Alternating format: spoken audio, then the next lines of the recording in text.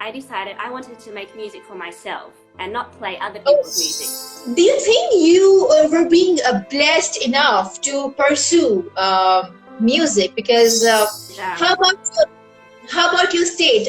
Is the government helping them financially or not?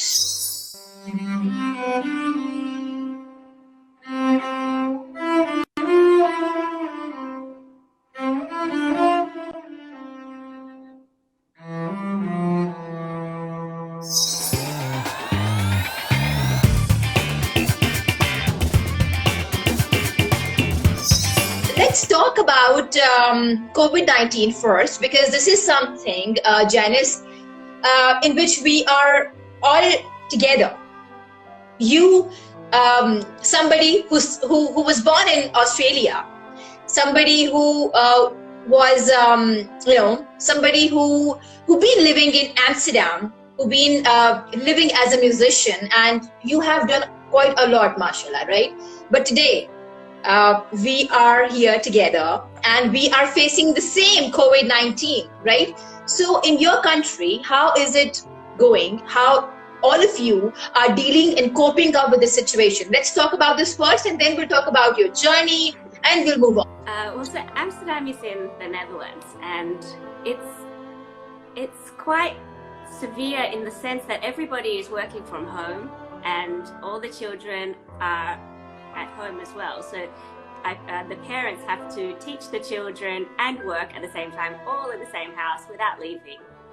And it's a little bit crazy, and a lot of the shops are closed, so a lot of businesses are struggling at this time. It's very hard for a lot of people to earn money. And how about your state? Is the government helping them financially or not? There are some packages, yes, for small businesses, larger businesses, freelancers. So yes, there are ways that the government is offering to help support. Now let's talk about your journey. You were 6 years old when you started playing piano. You were 8 when you started playing cello. Why cello? Why? Actually, it was because my parents, they thought, oh, the piano is such a lonely instrument. You play by yourself most of the time. And they really wanted me to play with other people in an orchestra, for example. So they started to look around for music teachers in the neighborhood. And there was a teacher nearby who taught the cello and also the flute. The flute is the one like this. All right. So I had a choice between playing the cello and the flute. And the moment I heard the cello, I just fell in love with it, and I knew that was the instrument for me. All right. You know, in our country, Pakistan, it is not really easy, and people don't really appreciate when you tell your parents that you want to become a painter, you want to become a cello player, you want to be a vocalist, because they think, and they're right to some extent, that in Pakistan, it doesn't really worth it, you know. So tell me about your journey. How conservative or how open-minded your parents were when you told them that you want to become a musician? Well, actually, the journey to being a musician was much longer. It was always something close to my heart from when I was young, but the journey to actually making it happen was many, many years later. So after many years of playing the cello and practicing and doing all the exams and becoming very good, I had the moment to decide whether I wanted to study music at university. And then I even auditioned for 3 music schools. I got in, I had offered to go there, but in the end I chose to study business studies, and it was a combined decision from myself and also my parents. But all right. it was more a kind of fear that being a musician was not going to be the best thing at that moment. So why? Well, to be honest, as a cello player, you can become a classical. It's very much centered on classical studies. So you can play in an orchestra, or you can become a soloist, but it's very, very competitive. And also, I was not really attracted to classical music. I mean, I played it for 10 years, but at the same time, I didn't want that to be my life, you know. So actually, I really wanted to play pop music, and there was not a clear pathway from going to study music at the university, classical studies, and then being a pop musician or being a music producer. It just wasn't clear. The path wasn't there. So I decided, okay, I will study something else, make sure I have a good job, and make sure that I can always play music as a hobby on the weekends and at night time. So for many years I did that. I played on the side. And it wasn't until 2 years ago where I decided I want to do music full time. And then I decided to study another course, and that was to become a music producer. So it really took a long time to make that decision. Do you think you were being blessed enough to pursue music? Because it requires a lot of money also, you know, financially also. So you think you've been blessed by God in a certain way, no? Definitely. I mean, everything costs. The instrument costs, the lessons cost money. It's a big investment that my parents did for me back when I was a child, and I'm very, very grateful. How much does it cost to buy a cello? Well, my very first cello was a student cello, so I think I can say it in US dollars, but it ranges for a couple of $100 US, and then as I grew older and I became better, I got more and more expensive cellos. So yeah, it can really range. I mean, mine is not the best one out there, but for me, it's my baby, and it's my treasure. All right, we have some questions from our fans for you, and they're asking, why don't you think of fusion music? Because your music is mainly about meditation, it's about relaxation. So they're asking, have you ever thought about a fusion of music? A fusion with which genre? With which kind of... Probably they may be referring to pop, rock, classical, who knows? Yeah. Okay, so after I finished my classical studies, then I started to play in pop bands, in rock bands, in electronic dance bands. I played in all different kinds of situations. And in the end, I decided I wanted to make music for myself and not play other people's music. Because I was always playing other people's music from the beginning, the classical music, and then in the pop bands, I was playing other people's music, always in the background.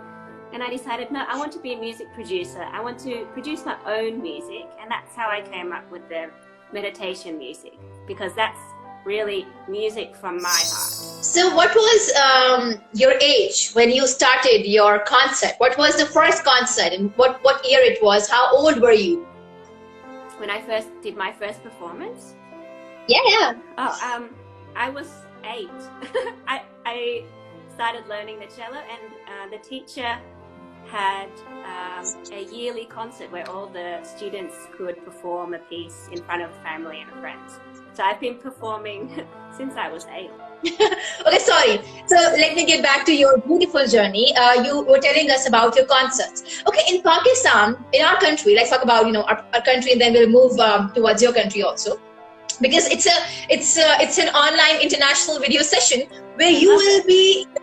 Yeah, where you will be able to know what happens in our country, and I will get to know what happens in your country, right?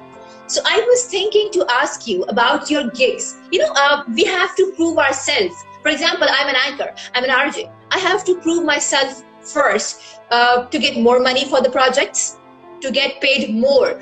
But I have to prove myself first by doing more of nice shows. And same goes to all the musicians and artists here. In your case, were you lucky enough to be paid for the first concert, or you had to struggle just like anyone else in the world? Oh, the struggle is real for everybody, of course. Okay, tell me about it. As I mentioned before, before I was a musician professionally, I was doing it as a hobby. So actually many of the gigs I did were underpaid or not paid. And I was actually happy to do them because I just wanted to be on stage and to perform. So in the beginning, of course, it was nice. And until I decided that I wanted to make music for a living, that's when, you know, the mindset really changes. And when was that? When was that? What age was that? It was only 2 years ago. Yeah. 2 years ago. That means 32 probably. For example, if somebody who doesn't belong to a Baloch family and I mean, he has to gain money out of something, you know. So you are basically from Australia. Your parents, they live in Australia. You moved to Amsterdam. So tell us about this journey. Why have you moved to Amsterdam? Don't you see a music journey as a great journey if it happens in Australia somehow? No. Actually, you're right. The musical journey could also be possible in my home country in Australia, and also possible here in the Netherlands. So I'm very lucky in that sense. But when I was a student at the university, I had a chance to study abroad. So I chose to study in Amsterdam for 6 months. And here I just fell in love with the city and really decided, oh, I want to come back. This is a great place for me to grow up and explore the working world. So that's when I came back to study a master's, and then I started working. So it was and the reason that I stayed was because I managed to find my feet, you know. I had a good job and I had great opportunities with my work. So I decided that this place is really a land of opportunities for me. Even though my home country is also a great place, I just found that this place is great. So there's no need for me to leave at this moment. And then when I changed for my music career, I discovered that it's a great place for me to do that as well.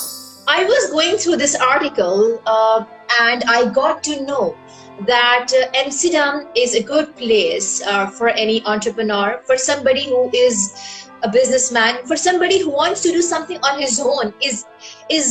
Is quite easy. It's can you tell me about it? How easy it is and how convenient it is for anyone out there to be in Amsterdam and start his or her business?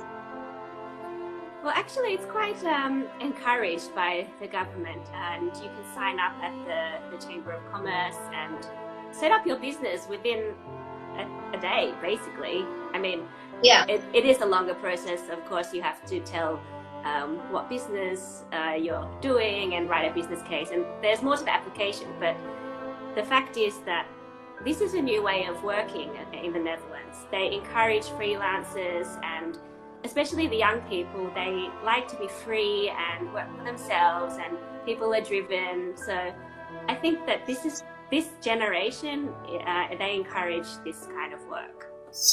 I am getting lots of messages because I told my fans that you are gonna be here and you have a surprise. You are going to play this beautiful spiritual instrument for all the Muslims out there, for all the Pakistani out there, because there is this hum called Koi to hai jo nizam mein hasti chala raha hai Wohi Khuda Hai. So you have a surprise for us. What is that? Okay, tell me. When you were listening to it, because we started talking to each other and we realized that because it's Ramzan, so why not to have this instrumental first, and then we'll go with our sessions later. We'll get to hear your meditative music also, but that will be done later. So today, while you were listening to Hummed, how have you felt about our Hummed? How have you felt it? I felt really close to your culture, and just it brought me to another dimension. The music was so beautiful, really. The instruments and the voice, and it's a different scale, you know. I actually have a bit trouble playing all of the notes because the scale is slightly different to the Western scale, but I love it. I'm really inspired. So can we get to listen to it right now? Like now? Can we? Yes. Give me a second. I just need to prepare. Yeah, please.